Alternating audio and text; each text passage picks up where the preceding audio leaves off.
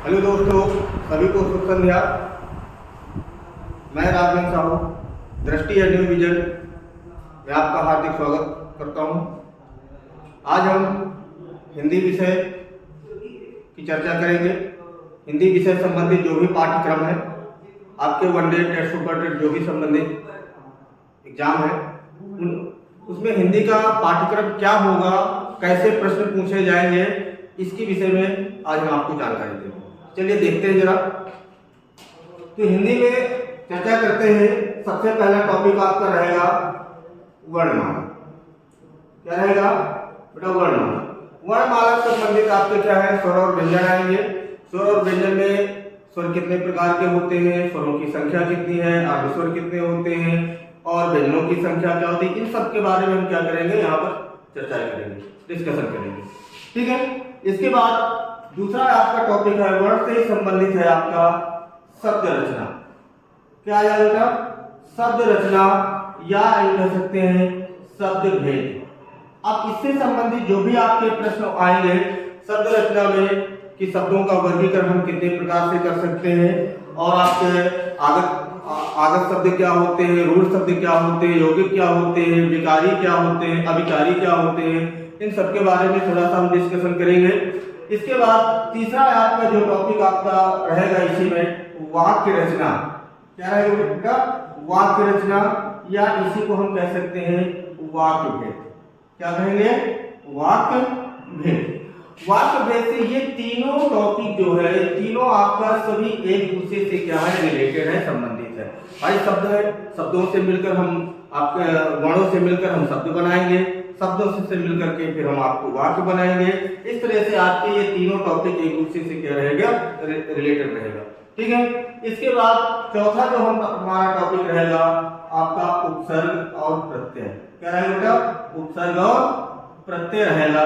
इसके बारे में चर्चा करेंगे कि हिंदी में उपसर्गों की संख्या कितनी है, ठीक है, संस्कृत में कितनी है, इन सब के बारे में देखेंगे। कौन से शब्द में कितना कौन सा उपसर्ग लगा है, उपसर्ग युक्त शब्द है या नहीं है।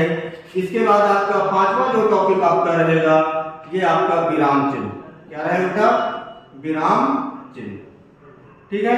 इन चिन्हों से संबंधित एक आपका प्रश्न रहेगा, विराम चिन्ह कि कौन सा विराम चिन्ह कहाँ पर प्रयोग होगा, कहाँ पे नहीं होगा, इसके विषय में डिस्कशन करेंगे।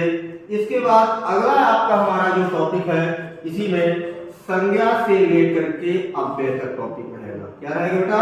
संज्ञा से अव्यय तक। इसके अंतर्गत आपको कई चीजों का अध्ययन करना है। संज्ञा से अव्यय तक में आपको कई चीजों का अध्ययन करना है। क्या क्या चीजों का अध्ययन करना मैं यहाँ पर आपको बता दे रहा हूं। आपका रहेगा संज्ञा, सर्वनाम,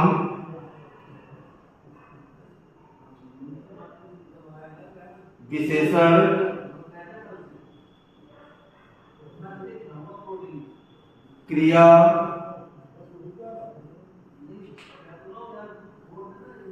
लिंग,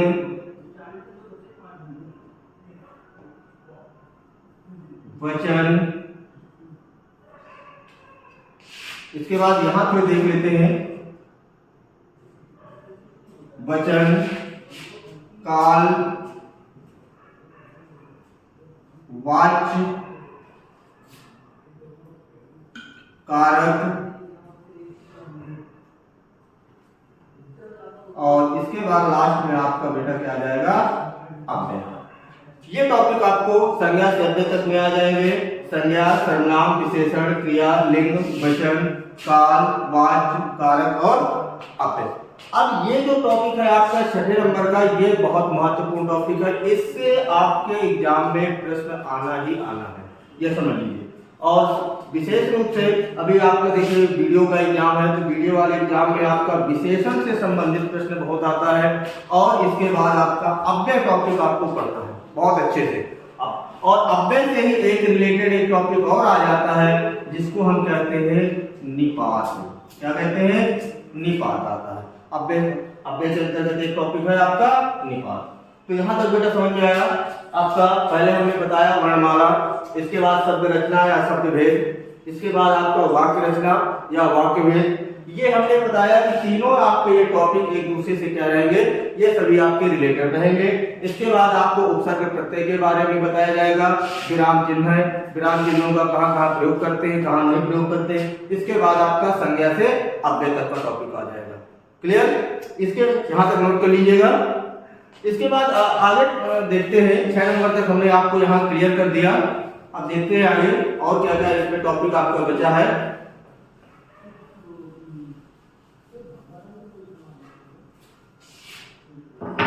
इसके बाद आते हैं 7वें नंबर पर आपका आ जाएगा भाषा विज्ञान। क्या आ जाएगा? भाषा विज्ञान। इसी के अंतर्गत आप भाषा विज्ञान के अंतर्गत सीखेंगे कि कौन कौन सी बोलियां हैं, कौन संविधान में कितनी भाषाओं का प्रारंभ में उल्लेख था, बाद में किस किस संशोधन के तहत कौन कौन सी भाषाएं जोड़ी गई, अपने क्षेत्र में कितनी बोलियां हैं, कितनी भाषाएं, कौन सी बोली कहाँ बोली जाती है, इसका सब वर्णन हम इसमें करेंगे, भाषा विज्ञान में करेंगे। इसके बाद 8वां आपका जो टॉपिक आएगा, क्या आएगा? काव्यांग विवेचन। क्या आ जाएगा? काव्यांग विवेचन। काव्यांग का मतलब हुआ आपका काव्य के अंग। काव्य के जो भी अंग होते हैं उनका हम क्या करेंगे? विवेचन करेंगे, इनका अध्ययन करेंगे। इसके अंतर्गत आपको पढ़ना क्या क्या है? रस, छंद, अलंकार, शब्द शक्तियां,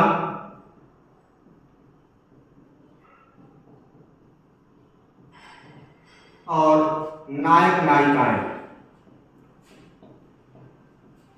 ये आपको इसके अंतर्गत आपको ये टॉपिक आपको पढ़ने को मिलेगा। काव्यांग विवेचन के अंतर्गत रस, छंद, अलंकार, शब्द शक्तियां और नायक और नायिकाएं। इसके बाद आपका 9वें टॉपिक में आपका आएगा यहां पर वर्तनी। इसी के अंतर्गत आपको वर्तनी में ही आपको शुद्ध और अशुद्ध आ जाएगा। ये टॉपिक आपको पढ़ेंगे। इसके बाद आपका 10वें टॉपिक में आपका पर्यायवाची,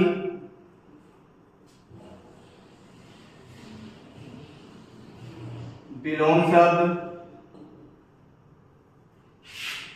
इसके बाद मुहावरे और लोकोक्तियां,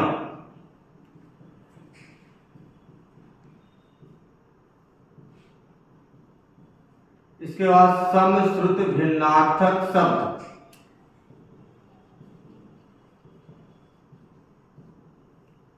समश्रुत भिन्नार्थक शब्द, ये आपका आ जाएगा। इसके बाद आपका आ जाएगा वाक्य, वाक्य शुद्धि। क्या है बेटा? वाक्य शुद्धि। वाक्य कैसे शुद्धिकरण करेंगे। इसके बाद आपका आगे देखते हैं, यहां तक आपका हो गया बेटा। इसके बाद देखते हैं जरा